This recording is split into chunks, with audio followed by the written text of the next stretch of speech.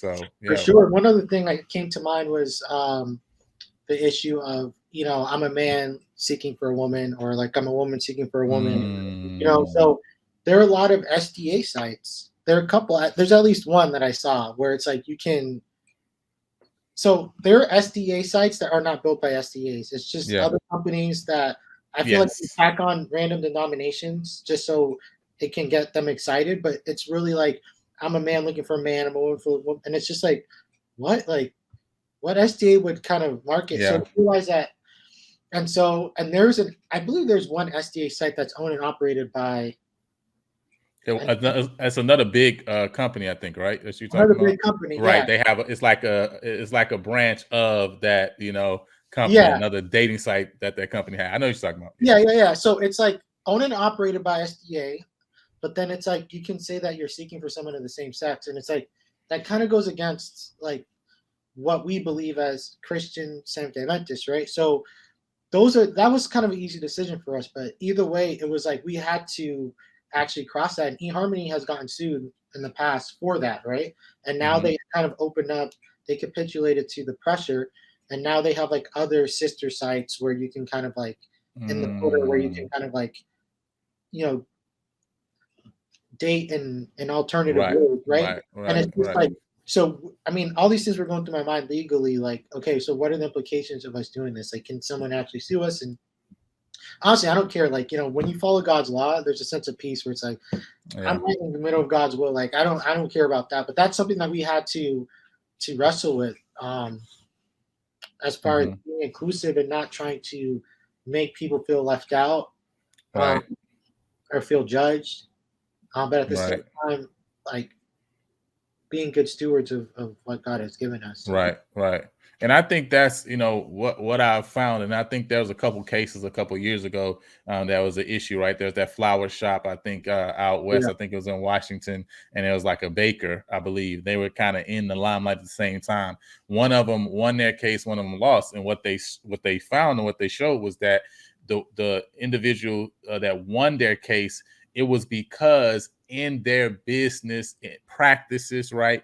In how they operated, it was clear that they were operating based on their biblical principles, right? Based yeah, on the principles that were given to them in the word. It's like the same thing as say like a Chick-fil-A that says, look, we believe in Sunday, right? And so we don't work on Sunday. So yeah, there, I mean, all around, you can get a franchise anywhere you want, but guess what? You can't open a Chick-fil-A on Sunday. That's a part of how you franchise it. So you don't have to believe in Jesus and go say, I'm gonna run a Chick-fil-A franchise, because yeah. guess what? It's a great franchise to run.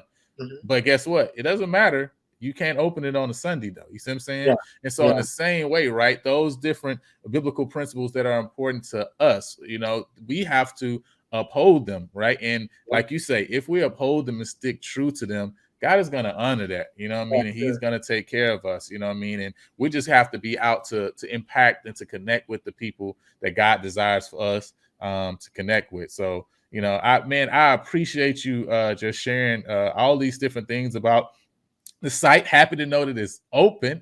I'm good. I'm good. But what I'm saying, you gotta be clear. You have to be clear.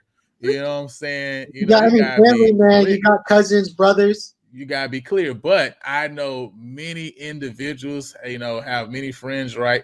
Who are online, right? Who are looking, right? You know what I'm saying? And so to have a site that's particularly our own, because that's really how I feel about it, right? It's Yeah, just like and you have all these different places that you can go, but now it's like, man, we have something that's our own, that's made by us, that's made for us, right? yeah, That we can go to, and that we can embrace, and feel comfortable embracing. And I think that's the main thing, as I'm hearing you talk and share about Ember, is that I feel comfortable with even sharing this as something that we can embrace, for my brothers and sisters to connect with. And this is open up to anybody all over, right? This is not just, you know, you worldwide. know, it's the world. Okay, I'm just Yeah, making sure, because people gonna ask these questions, it, it's you it, know.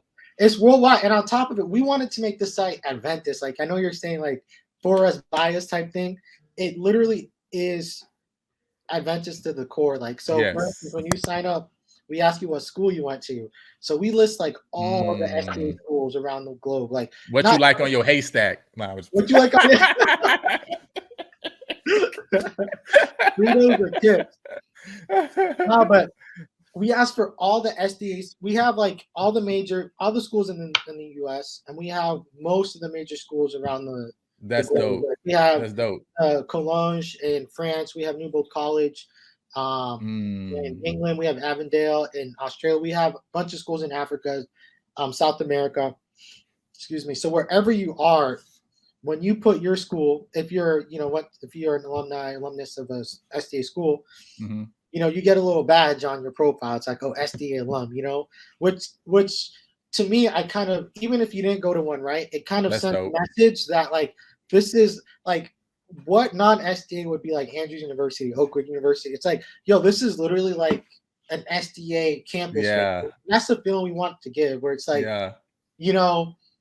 this is like through and through SDA, and Right. I hope people get the feeling and the intentionality, and even the flame. Like our logo is like a little flame. It doesn't look like, it's kind of similar to the SDA flame, but not too much. But I mean, it's close enough that the SDA logo has a flame. We got a flame, Yeah. and so we have these little things that are there to kind of tie us together. So Yeah. I'm glad that you said that. And I love the name in general too. And you haven't really shared about that, right? Because when I heard it, I was like, that's fire, right? You know what I'm saying? I mean, it is fire, literally Yeah. too. You know what I'm saying? But the name is actually fire. So how did the name come about as well? So to be honest, like I was thinking about around the time that I was thinking about the name, Tinder was like popping off, and it was like, Tinder burns very quickly. It's used to start a fire, but once the fire starts, the tinders are burned away, and it's the actual logs that you have that burn for hours, and those embers are sort of the remnants of those logs. Like they burn the longest, they last the longest. So after the flightiness, after the tinder has burned away, right? After the infatuation has burned away, right? That deep abiding love resides, that orange glow. And we believe that's the love of God, right? Like that's the love that sustains us for years, for decades with our spouses, through thick and thin. It's that ember. So we made the name in opposition to Tinder, kind of, where it's like we're not a Tinder, but we also like the idea of fire because it represents the Holy Spirit, right? It represents like there's a fire burning within me, it's passion, Right. it's faith, it's everything. So we our prayer is that the relationships that are formed on our website last the test of time. They last after the sparks are gone and the flames are gone. That ember just resides in the hearts of whoever meets and eventually gets on the website. That's awesome, man. That's awesome. And man, you said something right there because you said, look, the ember is the remnants. You know what I'm saying? The when the remnant. things go away. Yeah, I ain't think you caught it. I ain't think you caught it. You know what I mean? It's the remnant of when they go away. So, man, I really appreciate you. I'm actually going to just take a second, man, just to, like I say, pay some bills, talk about our sponsor for the day. But after that, what I would like you to do is, right, as we close, it's just, speak directly, to some people out there who are online, right? They're saying, okay, I'm going to sign up for Ember, right? But what are some tips that you would give them to, like you say, position themselves to be able to find that individual, right? Because even though they get connected with a site that's made, right, for them to connect, yet there's probably some things that you would say, these are some best practices and some tips for them. And so can you do that for us as we close? Yes, sir. Thanks for watching the Lion and Lambo podcast. We hope this clip has been a huge blessing to you. And we want to remind you that we drop new videos, new podcast episodes every Sunday at 9 o'clock. You can find the full episode by clicking the card up at the top right of this video. If you prefer an audio-only experience, then we want to let you know that we're streaming through every major podcast streaming platform. For the full list, you can go to www.lionandthelambo.com. Until next time, go impact the world.